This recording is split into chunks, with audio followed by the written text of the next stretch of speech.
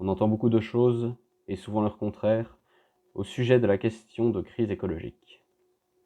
Plus encore que le nombre impressionnant de domaines qu'elle mobilise, cela témoigne surtout de sa présence dans l'ensemble du corps social, ou de la façon dont il concerne de manière générale ou similaire chacun d'entre nous. On se pose tous au final la question de l'impact sur notre environnement, direct ou indirect, de par sa qualité même d'être, justement, environnement, de nous voir en tout temps évoluer en lui, de conditionner notre vie entière et l'orientation qu'elle peut prendre. Mais la question est de savoir comment nous apportons cet environnement, comment nous le concevons, et plus précisément de savoir comment nous pouvons appréhender, avant de voir comment nous la changeons ou devrions la changer, la nature dans son ensemble. Comprendre si cette nature, justement, se résout dans la question de l'environnement, ou si même notre opposition entre nature et société peut être remise en question au vu de la situation actuelle. Sans prétendre pouvoir trancher en si peu de temps la question, nous pouvons déjà mobiliser des éléments intéressants à la réflexion, et ce, dans l'œuvre de nul autre que Karl Marx. Si cela peut peut-être en étonner certains, la question de la nature dans son ensemble est particulièrement importante dans son travail, et plus encore dans un ouvrage antérieur au plus connu comme le Capital, à savoir les manuscrits économico-philosophiques, ou manuscrits de 1844. Passons le détail, mais Marx cherche encore ici à se détacher de l'influence de Hegel et de ses successeurs, et le fait notamment en reprenant de Feuerbach une partie de sa conception dite naturaliste. Il fonde ainsi l'entièreté du réel, et donc plus particulièrement l'homme, dans la nature. Comprenez la nature à la fois uniquement matérielle et qui se véhicule par les sens, la nature sensible. Le statut de l'homme, justement, n'est pas ici à négliger. Il est bien question, dans ce qui fait la spécificité de l'humanité, dans le genre humain, d'une nature humaine, parfaitement implémentée dans les sens, dans les organes, dans la matérialité de l'être humain. Et l'on peut noter, et c'est d'ailleurs principalement ce qui distingue Marx de Feuerbach, la primauté dans cette naturalité de l'entièreté du vivant et de l'humain, de l'activité. Ainsi on peut le dire, l'homme n'appréhende la nature dans son entièreté qu'à travers le prisme de son travail. Dans sa critique à la fois de Hegel et du capitalisme, on comprend donc que ce qu'il appelle le travail aliéné s'accompagnera ainsi dans un même mouvement de l'aliénation du rapport au naturel. Nous devons donc bien comprendre ce qu'il appelle travail aliéné. Selon lui donc, dans le capitalisme, l'ouvrier se voit dépossédé des produits de son travail. Ces produits lui sont rendus étrangers, hostiles. Plus que ces produits, on peut le deviner, c'est l'entièreté de son travail et de ce qui fait son humanité qui se voit aliénée. Ainsi, pour résumer, dans un même mouvement, on arrache à l'ouvrier l'acte même de travailler, qui ne lui appartient plus en propre, mais devient une tâche qu'il doit accomplir pour manger et qu'il doit vendre aux capitalistes, ainsi que son genre humain tout entier, puisqu'il ne se donne que par le travail, et l'intégralité de son rapport aux autres et à leur travail, à leur production. On pourrait tout approfondir, mais on comprend déjà que, au-delà du rapport de l'ouvrier à sa nature propre, c'est toute la nature qui lui sera également rendue hostile, aliénée. Je cite, « L'ouvrier ne peut plus rien créer sans la nature, sans le monde extérieur sensible. Elle est la matière dans laquelle son travail se réalise, au sein de laquelle il s'exerce, à partir de laquelle et au moyen de laquelle il produit.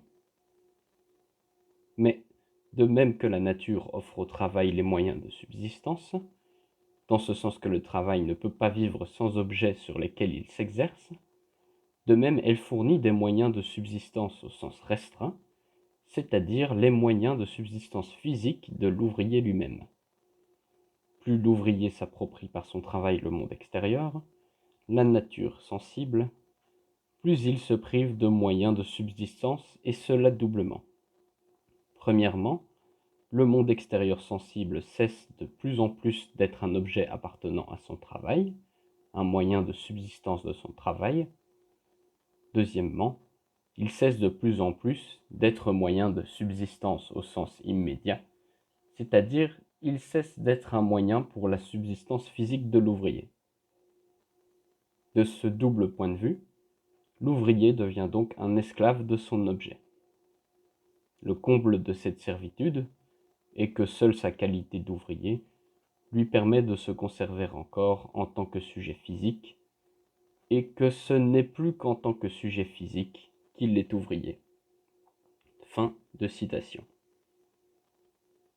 On voit bien apparaître le nœud du problème. Dans le travail aliéné, l'ouvrier n'est pas simplement dans un cas où son travail lui est hostile et où il peut se retrouver en le quittant. Tout, du travail même de l'ouvrier à sa vie entière, à ses besoins, se construit autour de ce moment productif et de son pillage, non pas seulement par le capitaliste, mais par le capital. Cette question des besoins est d'ailleurs importante. Il dit, je cite, que le besoin d'argent est le vrai et unique besoin suscité par l'économie politique. Fin de citation.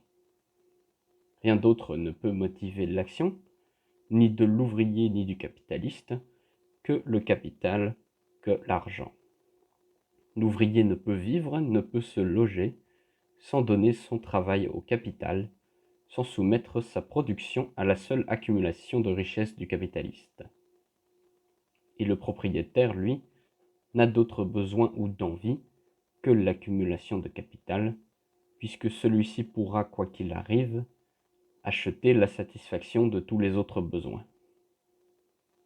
Ce n'est plus le produit ou le besoin qui a une valeur en soi, mais bien le capital qui le commande.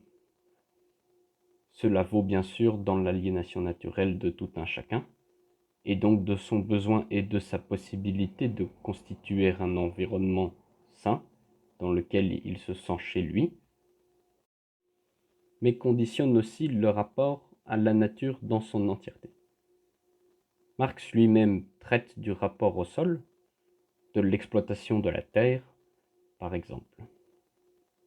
Le sol n'est plus la composante naturelle essentielle à un certain travail, mais devient simplement un capital parmi les autres, qui au mieux doit encore être capitalisé par le travail de l'ouvrier.